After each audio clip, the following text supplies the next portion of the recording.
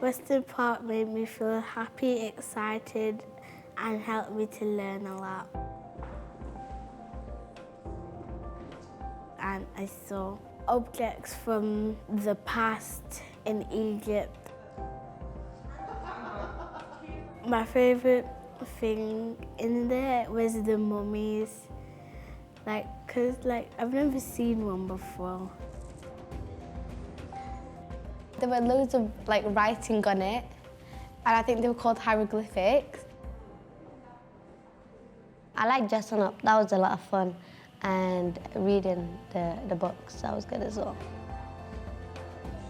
Because at school you have to do loads of questions, but here there's questions, but there's no right or wrong answer.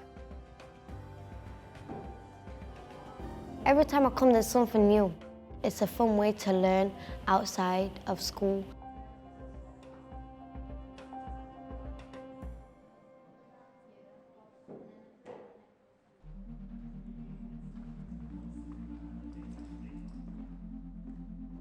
I think it's super important that different people's stories are told in the museum. The exhibition itself stretches back as far as Edward Carpenter in the 19th century. Thinking about that broader history that LGBT lives have and that connection to the city, that they're not new or different or not a part of society in some way, but actually, although this is a minority community, it's a minority community that is a bigger part of Sheffield's community, and actually that connection and that integration, I think, is a really important thing that the exhibition allows us to show. As a member of the LGBT community, I know from my own experience how it feels to feel marginalised and to feel like institutions have overlooked our past. It's so important particularly for younger LGBT people to see themselves in a museum that I would consider to be somewhere that people go to receive the knowledge from experts. For that to then be about us and to reflect us is really powerful.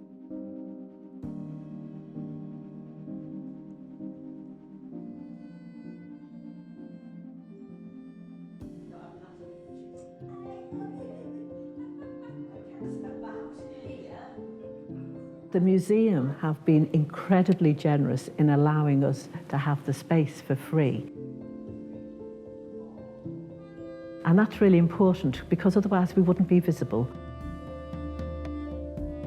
The professors, they feel there's an ownership of the place. They belong here. I have been in professors nearly 22 years. It's like one big drama company, and we do music, stories, and put on performance. Not only is it inspirational, it allows them to tell their stories, and their stories have not always been heard. Objects I love, they trigger memories. Often I say to the group, we're going to do some experiments. They're usually things that I've devised that are a breaking down of an idea. Professors people liked it here because it's really nice to look round a museum. We like to come here.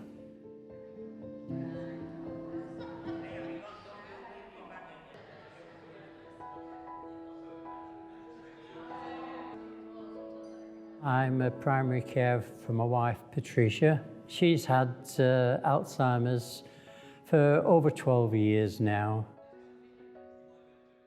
The Museum Memory Cafe, the Millennium one especially, is great for her, and I think this is what's kept her going all this time.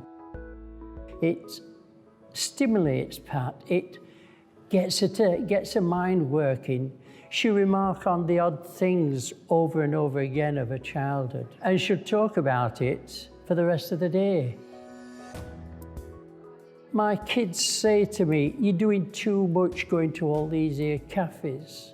And I turn around and say, "It's not just for your mum, it's for me." You can't talk about things that's happening in present day like you would normally with your partner. And it's nice to know that other carers that you're not on your own. I'd hate to think that I was stuck at home without these cafes. And I think Pat would have been in a wooden box many years ago.